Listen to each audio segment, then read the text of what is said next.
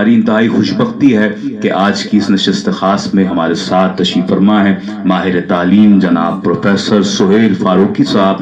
میں پروفیسر صاحب آپ کی جانب آؤں گا. میں چاہوں گا کہ نعت کے ارتقاء کے حوالے سے آپ اپنا مفصل اظہار خیال پیش فرمائیں اور نعتیہ منظر نامے پر ایک اجمالی جائزہ آپ پیش فرمائیں تاکہ ہمارے دیکھنے والے ناظرین اور یہاں جتنے سامعین موجود ہیں ہم سب کی رہنمائی ہو سکے. بسم اللہ.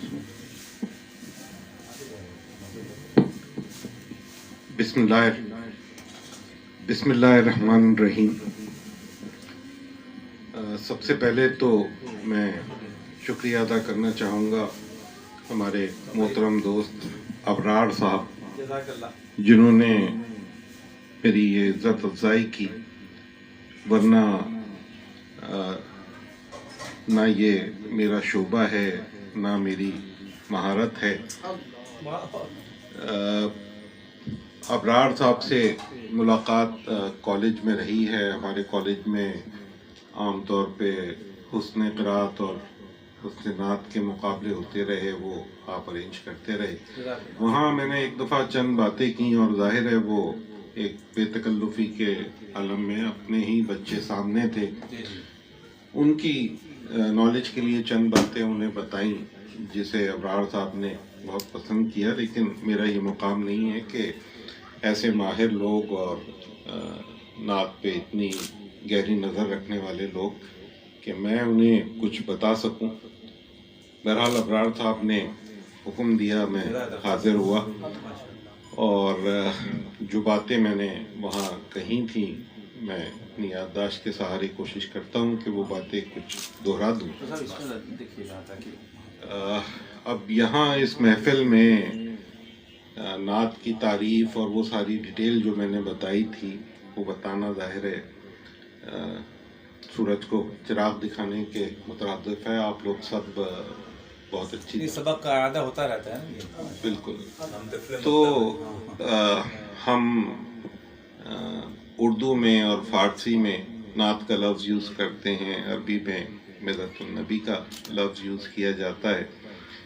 ویسے تو نعت کے اگر صرف لفظی معنی دیکھے جائیں تو وہ تو کسی کی بھی مدح ہو سکتی ہے، لیکن اب چونکہ یہ مخصوص ہو گئی ہے رسول اللہ صلی اللہ علیہ وسلم سے، تو اب نعت کسی اور کے لیے ظاہر ہے یہ لفظ استعمال نہیں کیا جاتا. تو نعت کے ایک معنی اور بھی ہیں، وہ یہ کہ کسی کتاب کا جو خوبصورت ترین حصہ ہوتا ہے اسے بھی نعت کہتے ہیں. کوئی بھی کتاب ہو سکتی ہے. تو کتاب کا جب ذکر آئے تو ہمارے لیے ظاہر ہے سب سے محترم کتاب اللہ کی کتاب قرآن کریم. اور جیسا کہ میں نے کہا کہ نعت خوبصورت ترین حصہ ہوتا ہے، تو ایسی چیزیں واقعی ہمیں قرآن میں نعت لگتی ہیں جب کہا جاتا ہے کہ میں اور میرے فرشتوں کی طرح اے ایمان والوں تم بھی ان پہ درود بھیجو. اور جب یہ کہا جاتا ہے کہ ورفعنا لک ذکرک، تو الحمدللہ اللہ کا بڑا شکر ہے ہم سب جو یہاں جمع ہیں تو وہی سلسلہ ہے کہ آپ کے ذکر کو یہاں سے بلند کیا جا رہا ہے. اللہ تعالیٰ تمام لوگوں کو جزائے خیر دے. چند افراد کا ذکر نعت کے حوالے سے کرنا میں ضروری سمجھتا ہوں.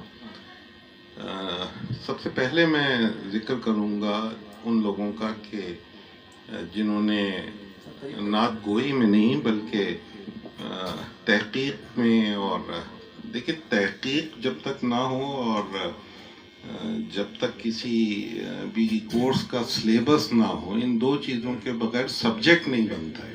یہ تعلیم کی ریکوائرمنٹ ہوتی ہے، شعبہ تعلیم کی. تو جن لوگوں نے اس سلسلے میں بھی کوشش کی اور نعت کو ایک باقاعدہ سبجیکٹ انہوں نے بنایا، تو ان میں ڈاکٹر رفیع الدین 1955 میں غالباً ناگپور یونیورسٹی سے پہلا مقالہ جو نعت کے حوالے سے پی ایچ ڈی کا ان کے سامنے آیا، پھر ڈاکٹر اشرف ایوان ہیں اور ایک بہت بڑا اردو ادب کا نام ہے ڈاکٹر فرمان فتح پوری. پوری صاحب واہ واہ واہ. پھر ہمارے محترم دوست ڈاکٹر عزیز ہیں اور اس طرح کے بہت سے محترم لوگ ہیں. تو ان لوگوں کی خدمات کو نظر انداز نہیں کیا جاتا بلکہ خراج تحسین پیش کرنا ضروری ہے، کیونکہ جس طرح نعت گوئی نعت خوانی اپنی جگہ اہمیت رکھتی ہیں، اسی طرح سے اس کا بیک گراؤنڈ اور اس کی تاریخ اور اس کا ارتقاء ان لوگوں نے بہت کچھ اس کے اوپر لکھا. بے شک ماشاء اللہ. اب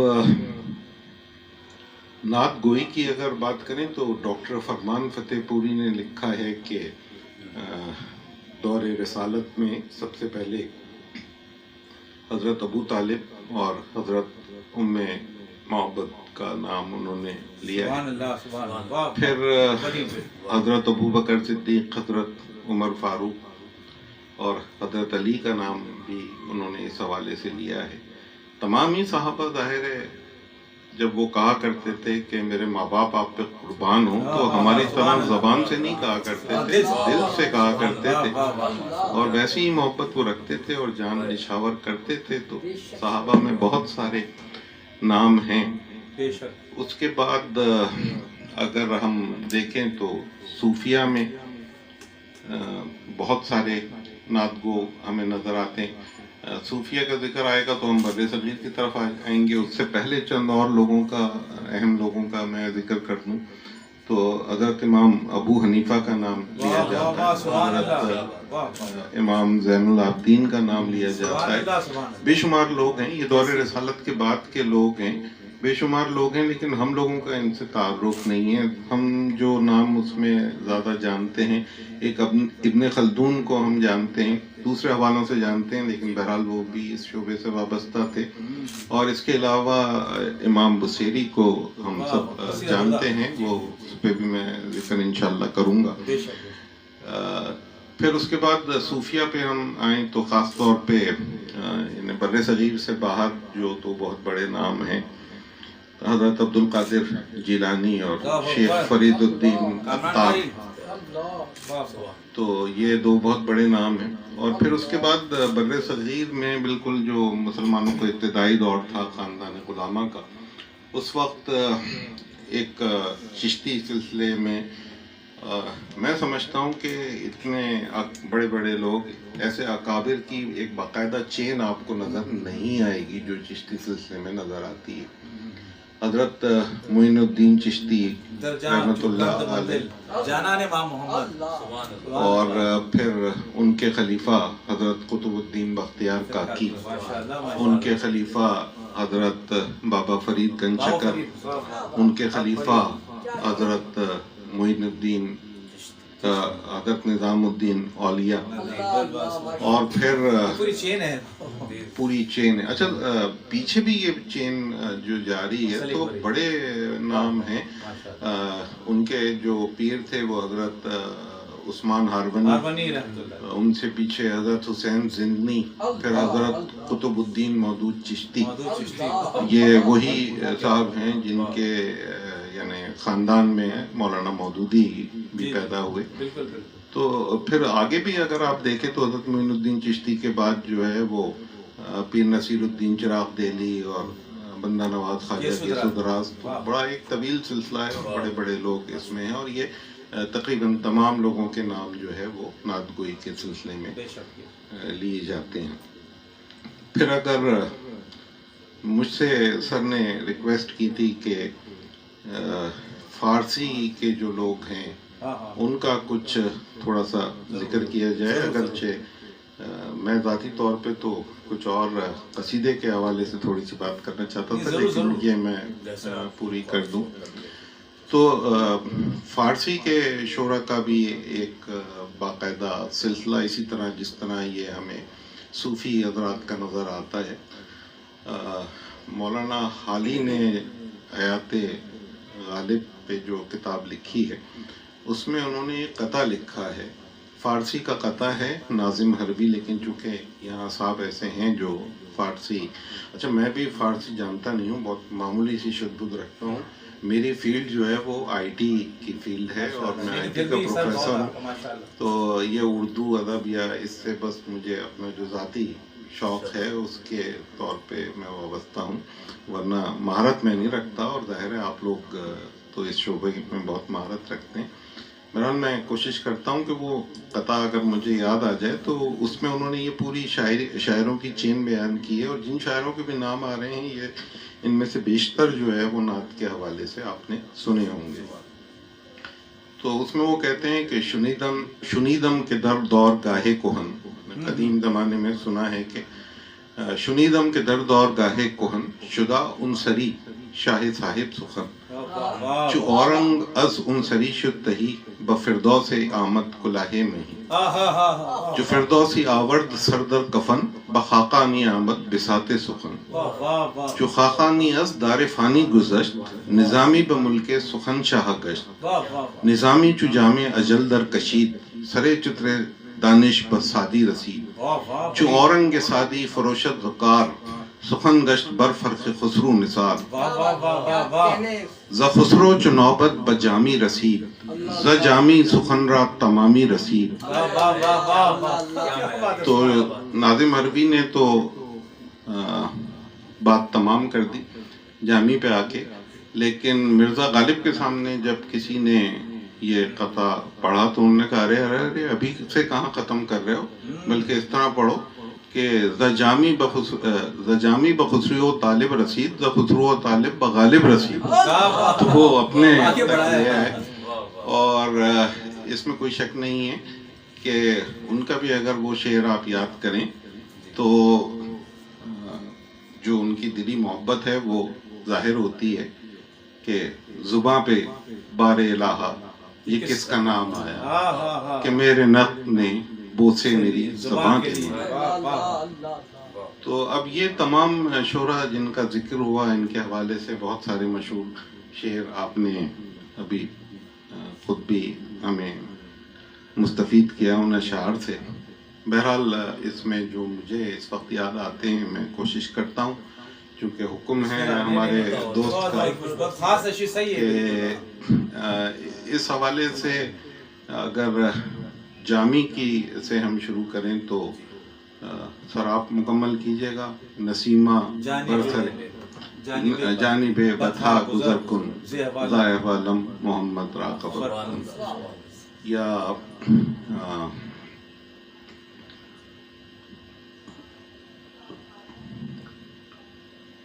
ایک شعر اور تھا جو زبان پہ اسی نعت آ رہا ہے، نہیں اسی نعت کا نہیں. اچھا پھر اس کے بعد جو ہے وہ امیر خسرو کے اشعار آپ نے ہمیں سنائے کہ ہاں نمی دانم چے منزل بود شب جائے کہ من بودم بہر سو رقص بسم بود شب جائے کہ من بودم. اسی طرح ملا جان محمد قدسی کا ایک شعر تھا کہ مرحبا سید مکی مدنی العربی دل و جاں باد فدایت جب خوش لقبی. اور کہا جاتا ہے کہ جب یہ شاہ جہاں کے سامنے انہوں نے یہ شعر پڑھا تو انہوں نے ان کا منہ موتیوں سے بھر دیا تھا. اور پھر بس اب یادداشت بھی اتنا ساتھ نہیں دیتی. ماشاءاللہ بہت اچھا آپ نے. ایک دو باتیں میں قصیدے کے حوالے سے کرنا چاہ رہا تھا، کیونکہ قصیدے کی صورتحال یہ ہے کہ یہ اس کو ہم لوگ بھولتے جا رہے ہیں. حالانکہ عربی میں جو ابتدا ہے وہ قصیدے سے ہی ہے اور بڑے بڑے شاعر پیدا ہوئے. ہم کہتے ہیں دور جاہلیت، وہ ظاہر مذہب کے اعتبار سے دور جاہلیت تھا، لیکن عربی زبان و بیان کے حساب سے تو وہ انتہائی عروج کا دور تھا. تو فتحت و بلاغت تھی. تو اس زمانے میں جو اچھا عربوں کے جو قصیدے تھے وہ اس دور کے خاص طور پہ جب تک یہ عباسی خلفاء آئے تو پھر تو سوائے خوشامد کے کچھ نہیں رہا، لیکن شروع کے دور میں جب یعنی دور جاہلیت میں بھی وہ قصیدے ہوتے تھے تو اس پہ کسی کی ایسی جھوٹی تعریف یا کچھ نہیں ہوتی تھی، نہ اپنی تعریف ہوتی تھی، تعلی نہیں ہوتی تھی، بلکہ اس میں وہ عموماً اپنے قبیلے کی یا اپنے جو مشہور لوگ ہوتے تھے ان کی وہ تعریف بڑے اچھے انداز میں بیان کرتے تھے۔ اس دور میں آج کل جیسے ہم کہتے ہیں نا وہ وائرل ہو جانا، تو اس زمانے میں اسی طرح سے شاعری اور قصیدے وائرل ہو جایا کرتے تھے اور ان کی بڑی اہمیت ہوا کرتی تھی، اور عربوں میں یہ بڑی خاص بات تھی کہ وہ کسی چیز کو لکھنا اپنی شان کے خلاف سمجھتے تھے، وہ چاہتے تھے کہ یاد رکھیں، بڑے بڑے قصیدے یاد رکھیں۔ تو چونکہ اشعار کو یاد کرنا آسان ہوتا ہے لہذا وہ اشعار کی طرف جایا کرتے تھے اور بڑی ویلیو دی جاتی تھی۔ سینٹر ظاہر ہے اس زمانے میں بھی کعبہ ہی تھا، تو وہاں پہ جو اس دور کے سب سے بڑے شاعر تھے یا جو سب سے اچھے قصیدے تھے وہ وہاں پہ انہوں نے ٹانگ دیے تھے، ہینگ کر دیے تھے، اور اس کو سبا معلقات کہا جاتا ہے۔ معلق کا لفظ ظاہر ہے وہ اسی، اور سبا سات، تو بڑے بڑے شاعر اس میں شامل تھے، اور اس میں سے ایک تو حضرت کعب بن زہیر کے جو والد تھے، نہیں ان کا نہیں تھا، ان کے والد وہ تھے زہیر بن ابی سلمہ، ان کا بھی وہاں پہ تھا۔ پھر ایک شاعر اور تھے عاشق قیس، ان کا بھی وہاں پہ موجود تھا، ان کے بارے میں میں بات کروں گا، لیکن پہلے جو بات آ گئی کعب بن زہیر کی تو وہ واقعہ یاد آ گیا۔ اچھا، جیسے کہ اس زمانے میں نے کہا نا کہ وائرل ہو جایا کرتے تھے، تو لوگ جو ہے وہ ایک دوسرے کے خلاف جب کوئی شاعری کرتے تھے تو وہ بھی اسی طرح سے، تو لوگ بہت غصہ بھی ہوا کرتے تھے ان باتوں پہ، اور رسول اللہ صلی اللہ علیہ وسلم کو بھی بہت برا محسوس ہوتا تھا جب شاعری میں کوئی ان کو وہ کہتا تھا۔ تو کچھ لوگ ایسے تھے کہ جنہیں فتح مکہ والے دن بھی کہا گیا تھا کہ نہیں ان کو نہیں چھوڑنا، اس میں کعب بن زہیر بھی شامل تھے، بڑی مشکل سے وہ بھاگ کے کسی طرح سے بچے، اور پھر وہ خود حاضر ہوئے مسجد نبوی میں، حضرت عمر تلوار اٹھا کے ان کے پیچھے بھاگے کیونکہ حکم تھا کہ مار دینا ہے، تو خیر وہ چھڑوا دیا رسول اللہ صلی اللہ علیہ وسلم نے، اور انہوں نے اسلام بھی قبول کیا، اور انہوں نے کہا کہ میں نے قصیدہ لکھا ہے، یہی میں کر سکتا ہوں، اور یہ ایک طرح سے کفارہ ہے اس شاعری کا جو میں پہلے آپ کے خلاف کیا کرتا تھا۔ تو انہیں نہ صرف پڑھنے کی اجازت دی گئی بلکہ ممبر رسول پہ کھڑے ہو کے انہوں نے پڑھا۔ تو اب اگر کوئی یہ کہتا ہے کہ جی نعت گوئی کی کوئی آپ دلیل دیجئے کہ ایسی محفل ہونا چاہیے یا یہ چیزیں، تو انہوں نے خود، اور اس جب وہ پڑھ رہے تھے تو بار بار آپ نے لوگوں کی توجہ دلائی کہ دیکھو کیا کہہ رہا ہے، دیکھو سنو کیا کہہ رہا ہے۔ تو اچھا، اب ایک رویہ ہے ہمارے یہاں کہ مثلاً ایک لفظ ہمیں بہت آج کل سننے کو ملتا ہے جیسے کہتے ہیں کہ طب نبوی۔ میں ذاتی طور پہ یہ سمجھتا ہوں کہ رسول اللہ کا جو مقام ہے وہ مقام نبوت ہے، اس سے بڑا کوئی مقام نہیں ہے۔ اگر ہم ان کو بنانا چاہیں طبیب یا شاعر تو اس سے کوئی عزت افزائی نہیں ہو سکتی، تو پہلے ہی عزتوں کے آخری مرحلے پہ پہنچے ہوئے ہیں۔ شاعر تو ہم ان کو بالکل نہیں کہہ سکتے کیونکہ ان پہ تو کفار یہ الزام لگایا کرتے تھے کہ آپ نے یہ قرآن جو ہے وہ آپ کی شاعری ہے، لیکن جو فہم تھی اور جو ذوق تھا شعر کا وہ اپنے عروج پہ پہنچا ہوا تھا۔ ایک مثال میں دوں گا، اس سے اور آپ کو اندازہ ہوگا۔ تو جب حضرت کعب بن زہیر نے اسٹارٹ کیا، اچھا یہاں ایک بات اور بھی بتا دوں کہ قصیدے کی جو ابتدا ہوتی ہے اس کو تشبیب کہا جاتا ہے اس زمانے کے، اور یہ تشبیب کا لفظ جو ہے شباب سے نکلا ہے، تو اس میں شباب و شراب کے مضامین بیان کیے جاتے تھے۔ تو کعب بن زہیر نے بھی اسی طرح سے اسٹارٹ کیا تھا، اور انہوں نے بتایا کہ میرا مکے سے تعارف اس طرح سے ہوا تھا کہ میں رات کے اندھیرے میں چھپ کے اپنی محبوبہ سے ملنے آتا تھا۔ آپ یقین کیجئے کہ اگر اس کا ترجمہ میں یا کوئی اور شخص آج کھڑا ہو کے کسی مسجد میں پڑھ دے تو لوگ اس کو مار مار کے مسجد سے باہر نکالیں گے، لیکن رسول اللہ کا جو ظرف تھا اور جس طرح سے ان کی برداشت تھی، انہوں نے وہ سارا سنا، ساری دنیا جانتی ہے، کتابوں میں لکھا ہوا ہے۔ اور تشبیب سے آگے بڑھ کے جب وہ مدح کی طرف آئے، تجبیب کے بعد اگلا حصہ جو ہوتا ہے قصیدے کا اس کو کہتے ہیں گریز، اور پھر اس کے بعد مدح۔ مدح تو ہم سب سمجھتے ہیں کہ تعریف کرنا جس کے لیے قصیدہ لکھا ہے، لیکن ایک دم سے تعریف کرنا جو ہے وہ بھی ذرا اچھا نہیں لگتا، بلکہ ایک سما باندھا جاتا ہے تو اسے گریز کہا جاتا ہے۔ پھر اس کے بعد مدعا ہوتا ہے، اگر کچھ مانگنا ہو تو وہ، اور پھر آخر میں دعا ہوتی ہے۔ یہ حصے ہوتے ہیں قصیدے کے، ترتیب ہے۔ تو جب وہ مدح پہ پہنچے تو انہوں نے ایک شعر کہا کہ ان الرسول لنار یستضاء بہ وصارم۔ تو انہوں نے جب یہ کہا کہ رسول اللہ وہ آگ ہے، نار کہا انہوں نے، ان الرسول لنار، کہ جس سے ایسی روشنی نکلتی ہے کہ اندھیرے میں تلواریں جو ہیں، اور انہوں نے وہاں لفظ استعمال کیا سیوف الہند، کیونکہ ہندی تلواریں عربوں میں بہت مشہور تھے کہ اس کی طرح وہ چمک۔ تو وہاں انہیں رسول اللہ صلی اللہ علیہ وسلم نے ٹوکا اور کہا کہ نہیں، یہاں تم جو ہے وہ نارن کا لفظ استعمال نہیں کرو، نورن کا لفظ استعمال کرو۔ اب آپ دیکھیں وہ شعر کے معنی ہی تبدیل ہو گئے، اور کہا کہ سیوف الہند کا لفظ استعمال نہیں کرو، بلکہ سیوف اللہ کا نام، اللہ کی تلواروں کا نام یوز کرو۔ اور وہ دیکھا جائے تو جو عربی شاعری کے، ہم تو ظاہر نہیں سمجھتے کہ کیا خوبصورتی ہے عربی زبان کی یا اس کی شاعری کی، لیکن جو لوگ جانتے ہیں انہوں نے لکھا کہ یہ شعر جو ہے اس کو شاہکار بنا دیا دو لفظ تبدیل کر کے۔ تو وہ شعور جو ہوتا ہے شعر کا، ادب کا، وہ آپ میں موجود تھا۔ بہرحال وہ لوگوں کی توجہ مرکوز کراتے رہے، خود بھی بہت خوش ہوئے، اور جب انہوں نے وہ پڑھ لیا قصیدہ تو رسول اللہ جو چادر اوڑے ہوئے تھے وہ انہوں نے ان کے کندھوں پہ ڈال دی، اور یہ وہی چادر ہے جس کے حوالے سے ہم انہیں کالی کملی والے کے نام سے یاد کرتے ہیں، وہی چادر تھا۔ بعد میں امیر معاویہ نے 3 لاکھ درہم ان کو پیش کیے کہ آپ یہ مجھے 3 لاکھ درہم میں دے دیں، لیکن وہ انہوں نے نہیں دی، اور آج بھی وہ چادر جو ہے وہ ترکی میں توپ کاپی عجائب گھر جہاں دیگر رسول اللہ سے متعلق چیزیں موجود ہیں وہاں وہ موجود ہے۔ اچھا، صحیح معنوں میں قصیدہ بردہ یہ تھا قدیم، باقی جو ہم جسے قصیدہ بردہ کہتے ہیں وہ دوسرا قصہ ہے۔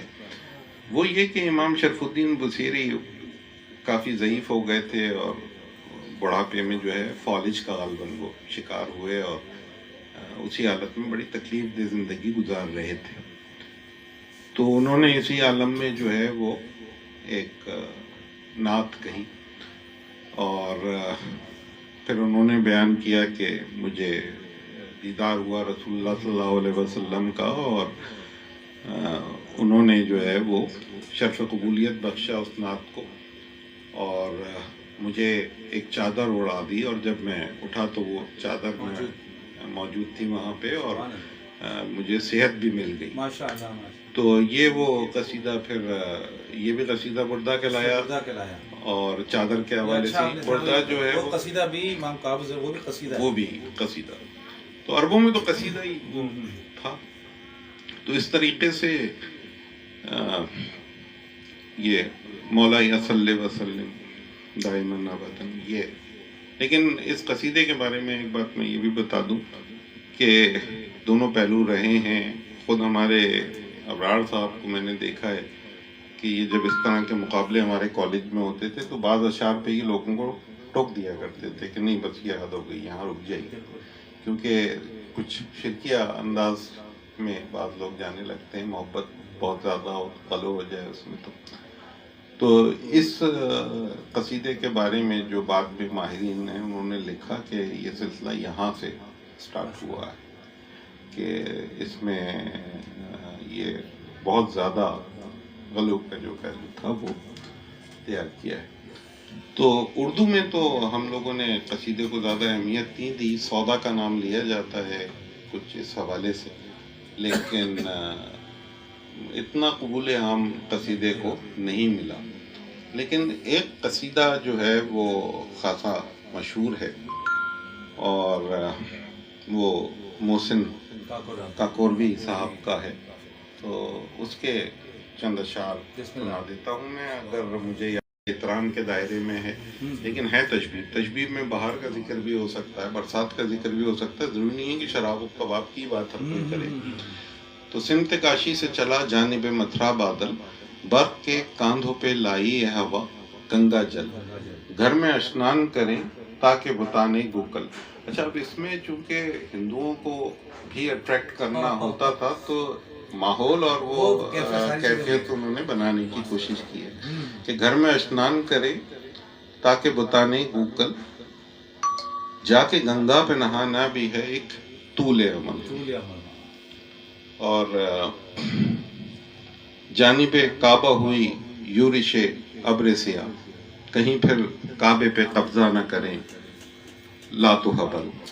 تو یہ اس کو قصیدہ لامیہ بھی کہتے ہیں کیونکہ یہ لام پہ سارے اشعار ختم ہو رہے ہیں. اور دیکھیں اتنا طویل قصیدہ ہے اور اس میں اتنے قافیے نکالنا جو سب لام پہ ختم ہو آسان کام نہیں ہے، بڑی مہارت. تو شاعری میں بھی بہت آگے ظاہر ہے یہ لوگ تھے.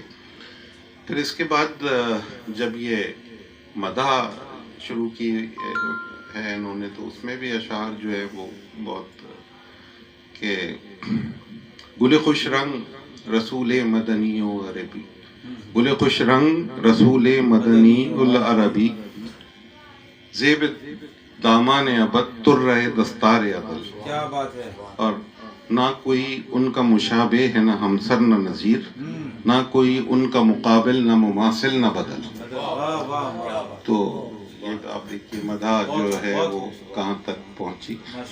اور پھر جب دعا تک وہ پہنچے تو اس میں انہوں نے کہا کہ روز محشر کو تیرے ساتھ ہو تیرا مدح، ہاتھ میں ہو یہی مستانہ قصیدہ یہ غزل، اور ہاتھ اٹھا کے کہیں جبریل کے ہاں بسم اللہ، سمت کاشی سے چلا جانے. تو قصیدہ تو یہاں ختم ہو گیا، میرا خطاب بھی بس ختم ہی ہے. لیکن ایک اس حوالے سے اور تھوڑا سا آگے بات بڑھتی ہے، وہ یہ کہ حضرت امیر مینائی اسی دور سے ان کا تعلق تھا، آپس میں بڑے اچھے تعلقات بھی تھے. انہیں دیدار ہوا اور اس قصیدے کو شرف قبولیت کی سند دی گئی. تو جب یہ بات بتائی گئی محسن کاکوروی کو تو ظاہر جاری ہو گئے، اور جو کیفیت ہو سکتی ہے کسی کو یہ ملے. اور پھر امیر مینائی جیسے بزرگ مینائی ہونے کے حوالے سے صوفیہ مینا شاہ کا مزار لکھنؤ میں جو، تو اس کے بعد انہوں نے ایک شعر کہا کہ ہے تمنا کہ تیری نعت سے ہو خالی، نہ میرا شعر نہ قطعہ نہ قصیدہ نہ غزل. اور اس کو انہوں نے عمل کر کے بھی دکھا دیا. اس کے بعد انہوں نے ساری زندگی جو ہے وہ صرف نعت کے لیے اپنے آپ کو وقف کر دیا. حالانکہ جو شاعری کا ان کا معیار تھا تو اگر وہ چاہتے پاپولر شاعری کرنا تو وہ بہت آگے اس میں شاید چلے جاتے، لیکن بس وہ دلی کیفیت. تو میں پھر معذرت کروں گا کہ بہت زیادہ میری یادداشت نے ساتھ نہیں دیا، شاید کچھ یاد آئے کچھ نہیں یاد آئے. ایک بات آپ نے بہت اچھی کی جس کی میں تعریف کرنا ضروری سمجھتا ہوں، وہ یہ کہ دیکھیے زبان کا تعصب ہوتا ہے، ہم سب میں ہوتا ہے. اور ایک دفعہ یہ پاکستان یکجہتی کونسل والوں کی ایک تقریب ہو رہی تھی جس میں انہوں نے سب کو موقع دیا، کوئی سندھی میں اظہار خیال کر رہا ہے، کوئی پنجابی میں، اردو میں بھی. تو میں نے ان سے یہ کہا کہ دیکھیے جب سندھی میں تقریریں ہو رہی ہیں تو ہم لوگ جمعیاں لے رہے ہیں، اور اسی طرح سے دوسرے لوگ جمعیاں لیں گے جب ہم اردو میں بات کریں گے. اگر آپ کوئی اس طرح کا نعتیہ سلسلہ شروع کریں تو نعت ایک ایسی چیز ہے کہ مسلمان جتنی زبانیں بولتے ہیں ہر زبان میں نعت ہے، اور سب جو ہے وہ توجہ سے سنیں گے. حد یہ کہ یہ بعض اوقات پتہ ہی نہیں چلتا کہ کون سی زبان کی نعت ہے. ایک مثال چھوٹی سی ہے کہ سعدی بہت مشہور شاعر، کون سی زبان کے شاعر تھے؟ فارسی، ایرانی تھے. تو حسنت جمیع و خصالی پڑھیں سر، آپ بہت اچھا پڑھتے ہیں ماشاءاللہ. آپ کی آواز یعنی آپ نے بہت اچھی سمت اشارہ کیا کہ بلغ العلا بکمالہ، کشف الدجا بجمالہ، حسنت جمیع خصالہ، صلوا علیہ وآلہ. سر ایک فارسی کو شاعر عربی میں بول رہا ہے اور اردو میں مجھے اتنی اچھی سمجھ میں آ رہی ہے کہ کیا کسی کہنے چیز کی واہ ضرورت واہ نہیں. واہ، یہ ہے تو یہ ایک طریقہ ہے کہ مسلمانوں کے درمیان باہمی نفرت کو اگر ہم ختم کرنا چاہتے ہیں، لسانی تعصب کو دور کرنا چاہتے ہیں، تو ہمیں نعت کی طرف توجہ دینی چاہیے. ایک دفعہ پھر میں بہت شکر گزار ہوں اور میں معذرت چاہوں گا، میں نے سب کو بتا دیا تھا کہ ایک مصروفیت ہے، ایک جگہ میں مدعو تھا، ورنہ اتنی اچھی محفل ماشاءاللہ آپ لوگوں کی ہے کہ یہاں سے اٹھنے کا دل نہیں چاہ رہا. اور میں آپ لوگوں کو سب کو دعوت دیتا ہوں، کبھی آپ لوگوں کو جب موقع ملے ہمارے کالج تشریف لائیے. انشاءاللہ اس حوالے سے ہم ربیع الاول میں ایک پروگرام رکھتے ہیں اور آپ ہی انشاءاللہ سارے انتظامات اس کے سنبھالیں گے. اور آپ لوگ ویسے بھی جب بھی آنا چاہیں، یہاں حسین آباد میں ہمارا کالج ہے جس کا نام ہے سر آدم جی انسٹیٹیوٹ. انسٹیٹیوٹ سے بعض لوگوں کو شک ہونے لگتا ہے کہ یہ کوئی کوچنگ سینٹر یا ایسا ہے، وہ نہیں ہے، یہ باقاعدہ کالج ہے. 1000 بچے یہاں پڑھتے ہیں. اور سر آدم جی جو ہیں، یہ ان کا انتقال قائد اعظم سے بھی پہلے ہو گیا تھا، لیکن ان کا سب سے بڑا کارنامہ یہ تھا کہ پاکستان کو بنے ہوئے 13 دن ہوئے تھے جب انڈیا نے پاکستان کے فنڈز روک لیے تھے جو ہمارا حصہ بنتا تھا. تو اس وقت انہوں نے ایک بلینک چیک دے دیا تھا، قائد اعظم نے کہا تھا بلینک چیک دے دیا تھا اور اپنی ساری دولت کے اگینسٹ. تو اس وقت پاکستان ڈیفالٹ اگر نہیں ہوا، حالانکہ میمن اور ہم سب جانتے ہیں کہ کاروباری لوگ جو ہوتے ہیں وہ پیسے کے معاملے میں بڑی محبت ہوتی ہے ان کو، لیکن ایسے بھی لوگ بہرحال. تو ان کے نام پہ یہ ہمارا ادارہ سر آدم جی انسٹیٹیوٹ کے نام سے ہے، اور میں آپ سب کو دعوت دیتا ہوں. آپ لوگ جو بھی تشریف لائیں ہمارے پاس، ہماری عزت افزائی ہوگی. اور انشاءاللہ ہم ایسا سلسلہ بھی رکھیں گے کہ اپنے بچوں کے ساتھ، آج کل تو خیر وہ چھٹیاں ہیں، لیکن انشاءاللہ کوئی ایسے انٹریکشنز رکھے جائیں. کچھ نعت کے بارے میں انہیں آپ بتائیں، کچھ سکھائیں، باقاعدہ ٹریننگ دیں. آپ کی اکیڈمی جو ہے جو کام کر رہی ہے اس پلیٹ فارم سے آپ ہماری بھی بچوں کے لیے کام کریں.